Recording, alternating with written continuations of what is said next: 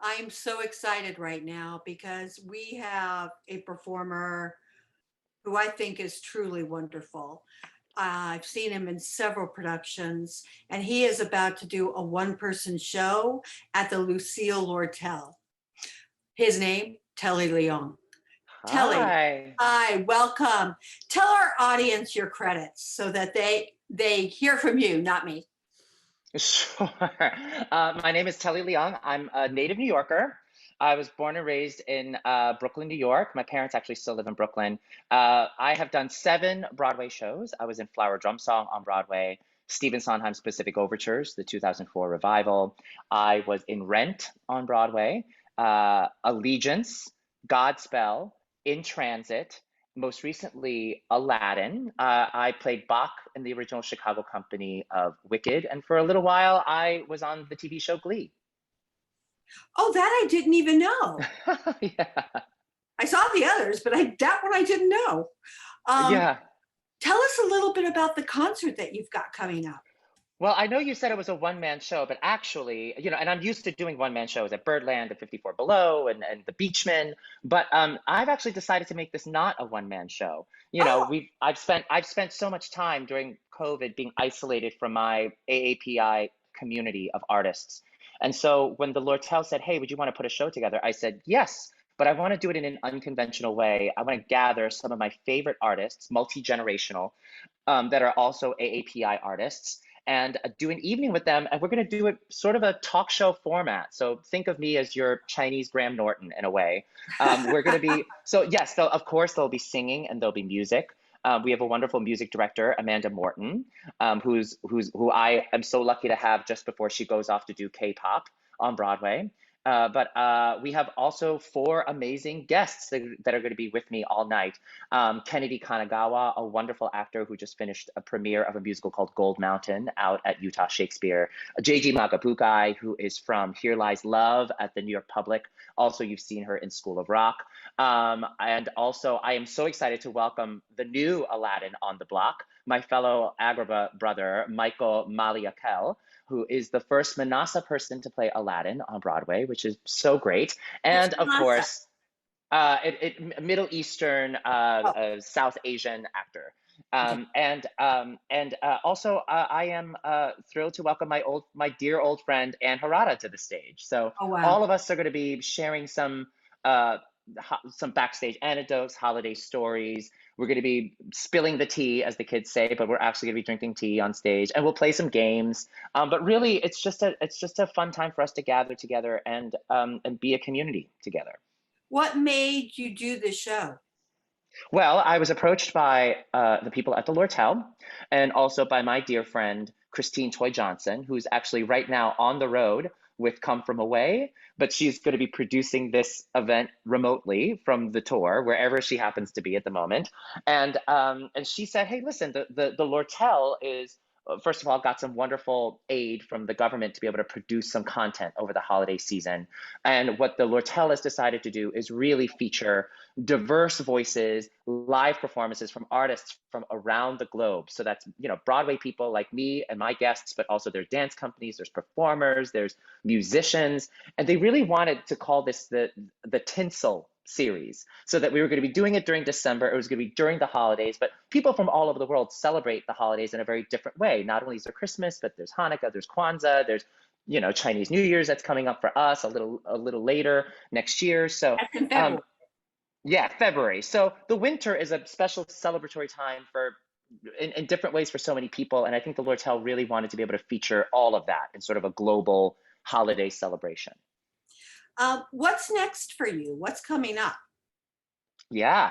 Well, it feels like we went from 0 to 60 uh, show business. So it felt like we went from having nothing for 20 months to all of a sudden being busy and working on new things. So I've been very busy doing workshops and readings of some things. I recently just did the reading of the new Michael John LaChiusa musical, which he's a wonderful artist, but also just one of my dear friends, and he's written this epic show called The American Eclipse, which is great. And I really hope, you do these readings and you hope that somebody picks it up and somebody gets to produce this. But I also did a really great wonderful workshop of a new musical written by my friend Madeline Myers, all about the life of Rosalind Franklin, who is the woman who took the picture of photograph 51 of the DNA molecule. Oh, I saw that play. And Love then that play. Watson and Crick end up taking all the credit and not crediting her until many years after she passed away. So my friend Madeline has written book music and lyrics to this woman's life. We did a reading, a very first reading, directed by Scott Schwartz. And I think it's a masterful piece, and I really, really hope again that one goes.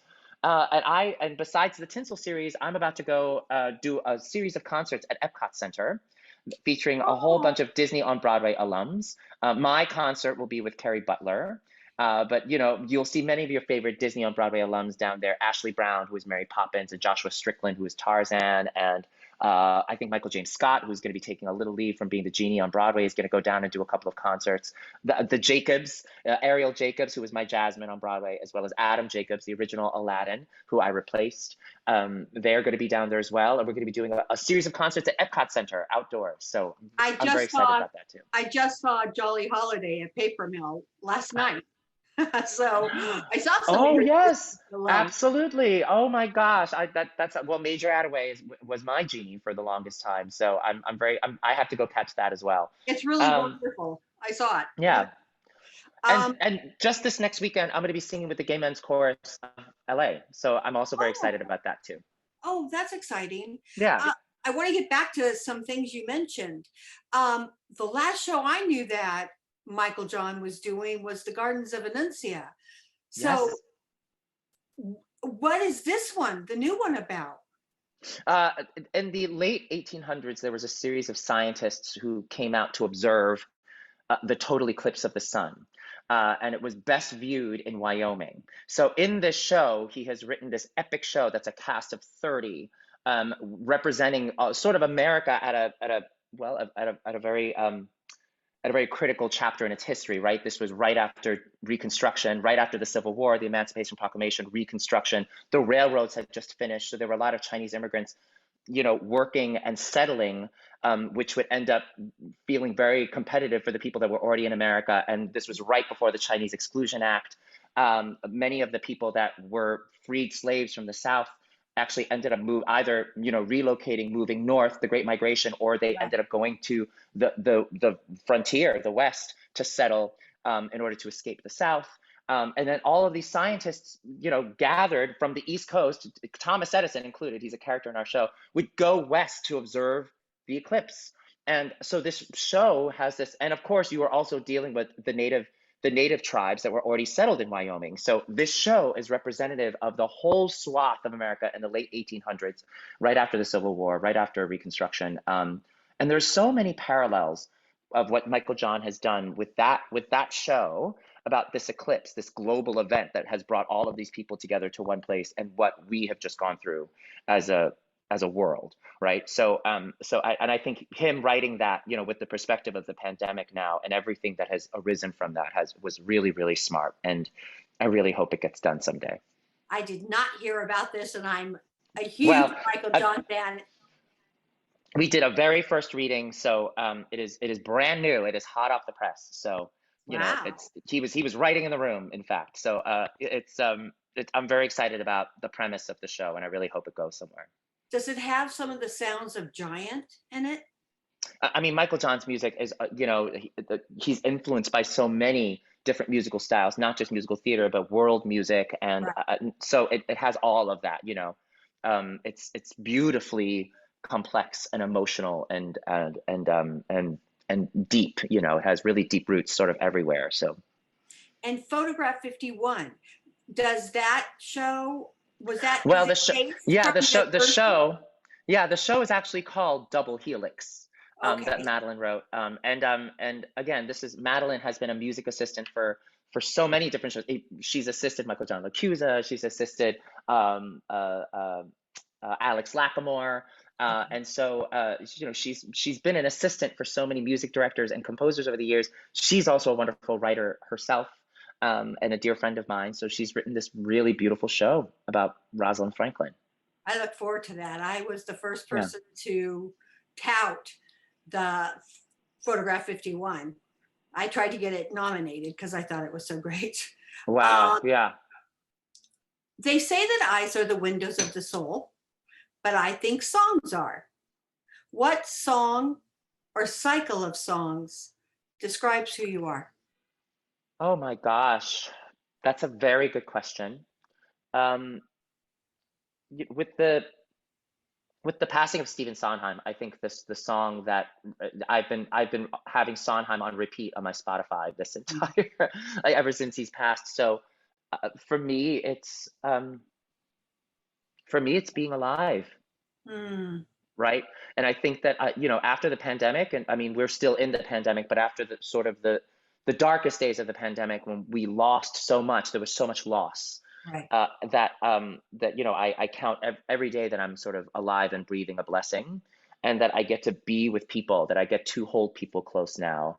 That people, even when people hurt me too deep, it's okay because you're alive and you're able to experience that. And there's so many who are no longer here with us to do that. So I think that's the song that comes readily to mind. But this is always a tough question for me because when people ask me what's your favorite show, it's on rotation all the time. It depends on, every day, every morning I wake up and I might have a different answer. And I probably, if you ask me this tomorrow morning, I probably have a different song.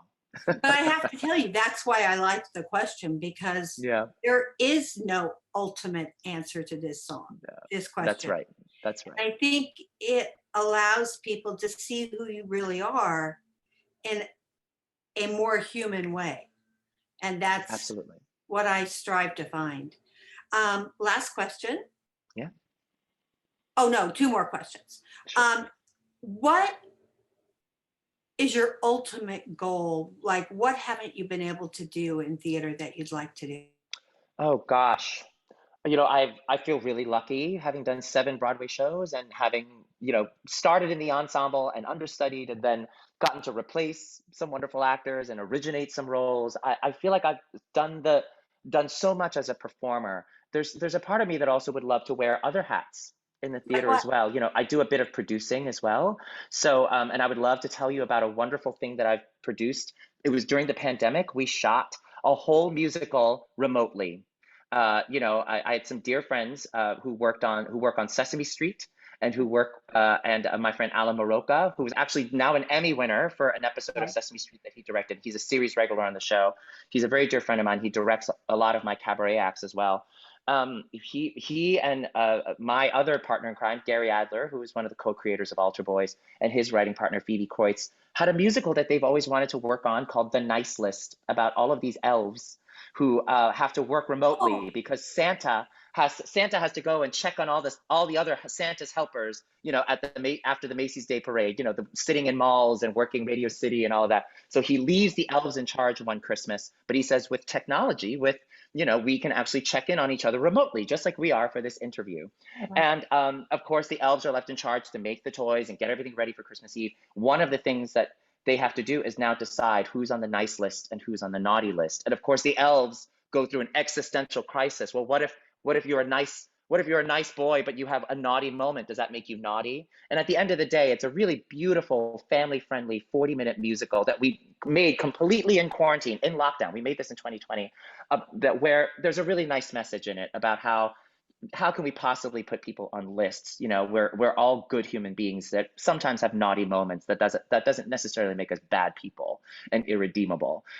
So in this cute little family musical is something that I think has a really, really wonderful message under it. And when we did it in 2020, I had wonderful producers from Allegiance who decided to sponsor it and make it free for everybody. This year we're streaming it. We're streaming what we did on Broadway on Demand, and it's donate what you can. And every penny of what you donate will go to feeding America. I lived in Hell's Kitchen during the pandemic, and I lived across from a food bank, and the lines just kept getting longer and longer and longer. And so we felt like that was something that was really worthwhile to support this holiday season. Food insecurity is still really an issue. It's something that I'm not only in, but I also helped produce. It was a lot of, figuring out fittings on street. This is when we couldn't touch each other and see each other. So people would get their elf costumes, run up the stairs of their walk up, change into their elf costume. We did a fitting on outdoors in the street with the costume designer and the masks. I mean, we sent everybody blue screens and chroma key screens. We sent them lights. We sent them microphones. We sent them props. And we shot the whole thing on our own at home. And thank goodness I had Alan and all of our puppet friends from Sesame Street help us with that process, because they shot a whole season of Sesame Street from their homes with green screens. So and so it's sort of remarkable, how the pandemic taught us all new skills. I never would have known how to light myself or do my own sound or produce a musical like that remotely had it not been for the pandemic. So I count that as a blessing, that it's made me a smarter artist. But it's also made me want to do other things besides perform. And I also got to direct a production of Godspell, a show that I was in on Broadway with the University of Michigan. This is during April, so this is us sort of coming out of lockdown and vaccinations starting to happen. So I'm starting to direct a little bit as well. So I would love to wear some other hats. I always look up to Joe Mantello, who was my director on Wicked, who started as an actor and then went to and then he started as an actor in Angels in America, was nominated for a Tony, then went into directing, had a decade long, a very successful directing career, and then went back to acting. He went back to Normal Heart, and I love that he's able to do both things and flip flops. Seamlessly, He's and good at it. I look up to him. I would really love to be able to do that myself. And the last question, what have I not asked you that you would like our readership to know about you? Well, I definitely felt like I got one of those things in, which is the nice list, which is that I would really love your readers to go check out nicelistmusical.com. Like I said, it is donate what you can. You can donate $2, $200, $2,000.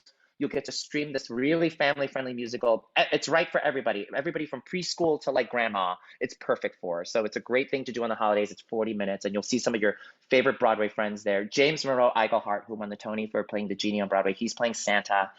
So we really just called all of our friends because during those cold months in 2020, we just wanted to make something together. And so that's really the result of that. And the other thing, I don't know. The other thing is that if I were you and I had to ask myself a question, I would ask, what is something, of course, the pandemic was very difficult for all of us, but what is something that you have learned from yourself that you'll take away, that you consider to be beneficial, and a lesson that you'll carry with you? And I guess if I had to answer my own question, it would be that we are here for a good time, not a long time. So that thing that you've always wanted to say yes to, just say yes, because you never know when the rug is going to be sort of taken out from under you and your entire industry is no longer there. That thing that you thought was always going to be there, it's not there. That the ability to jump on a plane and go to that city you've always wanted to go to, that all of a sudden wasn't there in the blink of an eye, right? That industry that you counted on being your profession and your community all of a sudden wasn't there. So I say, when we do have the opportunities to say yes, say yes, and head into it with, as safely and as smart as you can. But if you feel like you are doing your best to be safe and to keep others around you safe and healthy, just say, we're doing this, and just say yes and do it. That's what I say. I love it. Thank you so much. Of course.